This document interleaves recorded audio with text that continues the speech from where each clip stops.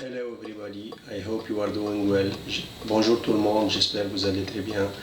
Je reviens vers vous dans cette vidéo afin de vous expliquer comment on s'inscrit à la certification d'enseignement au Québec. Notre vidéo d'aujourd'hui est subdivisée en trois parties. La démarche, première partie, la préparation de vos documents et finalement la soumission de la demande. Dans cette vidéo, j'essaie de sortir un peu du cadre théorique et j'essaie de partager avec vous mon expérience personnelle afin de diffuser au maximum l'information pour tout le monde.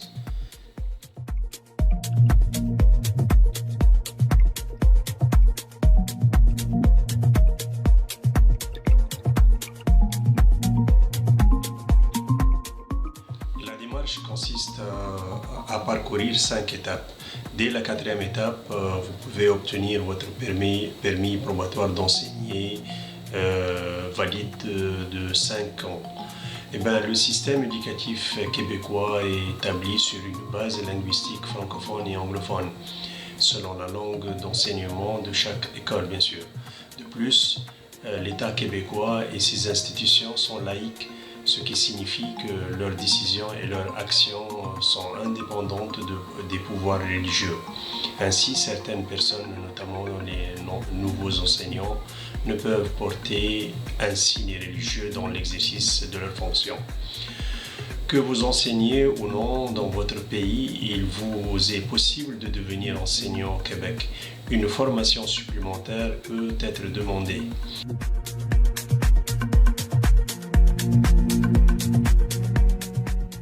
En fait, afin que vous puissiez soumettre votre demande, il vous faudra de s'inscrire sur le site du ministère. Je vous laisse le lien dans la boîte de description. Alors, il faut remplir ce formulaire pas à pas avant de passer à l'étape suivante.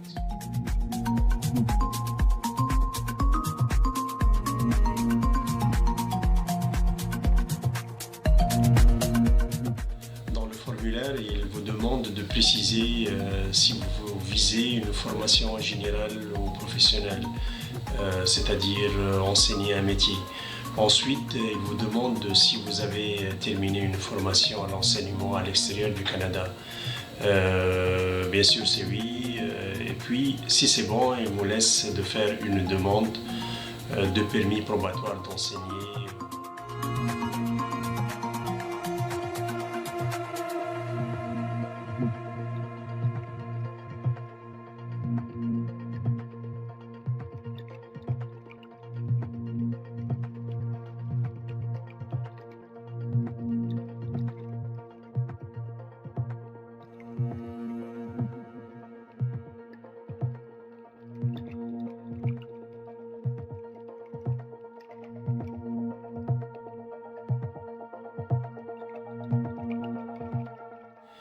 Si votre demande est acceptée, vous recevrez par voie postale, au bout de 2 mois environ, un avis d'admissibilité conditionnelle.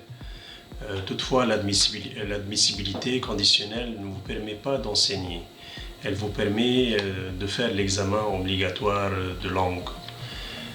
Voici le modèle de la lettre d'admissibilité conditionnelle que vous obteniez.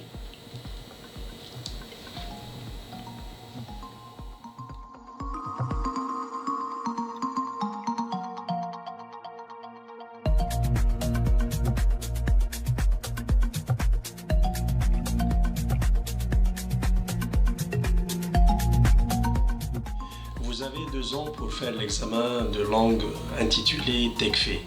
Il s'agit d'un test de certification en français écrit pour l'enseignement qui comprend 2 parties. Un questionnaire à choix multiple de 60 questions sur la syntaxe, la ponctuation, la grammaire et vocabulaire, seulement en 1h30 minutes. En plus de ça, une épreuve de rédaction écrite de 350 mots en 2h30 minutes. Vous devrez obtenir au minimum 70% dans cette épreuve à chacune des 2 parties.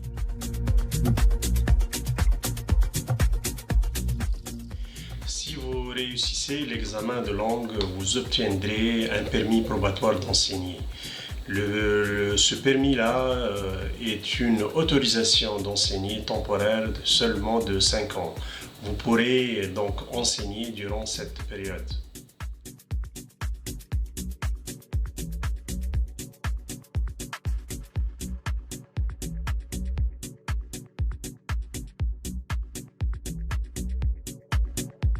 Si vous envisagez d'enseigner de manière permanente, vous devez obtenir un brevet d'enseignement. Alors vous devrez obtenir 15 crédits universitaires répartis comme suit. 3 unités, plutôt 6 unités sur la didactique, c'est-à-dire comment préparer votre leçon, comment concevoir le scénario pédagogique en mettant le point sur le matériel didactique, l'approche pédagogique à adopter, les activités, etc. 3 unités sur le système scolaire du Québec, qui comporte 6 années de primaire et 5 années de secondaire, premier cycle de 3 ans et deuxième cycle de 2 ans. 3 unités sur l'évaluation des apprentissages, notamment l'évaluation diagnostique avant l'apprentissage, l'évaluation formative pendant l'apprentissage, l'évaluation sommative au terme de l'apprentissage. Finalement, 3 unités portées sur l'éducation spécialisée. Les enseignements de la formation professionnelle ne sont pas concernés par ces 3 dernières unités.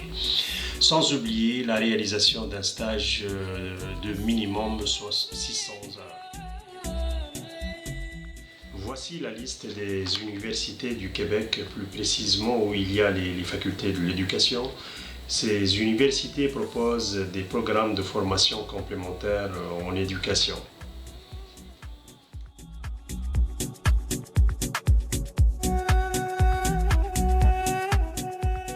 Parmi les documents à préparer, la déclaration relative aux antécédents judiciaires. Dans ce cadre, je vous tiens au courant que vous n'avez pas besoin de déposer une demande de vérification de vos antécédents judiciaires auprès de la GRC, c'est-à-dire Gendarmerie royale canadienne. En fait, tout ce que vous devez faire, c'est de remplir et compléter la rubrique du formulaire de demande qu'on a parlé dès le début de cette vidéo, où une partie de ce formulaire est allouée à la vérification des antécédents judiciaires. Pour la traduction, vous devez trouver un traducteur agréé par l'OTIAC du Québec.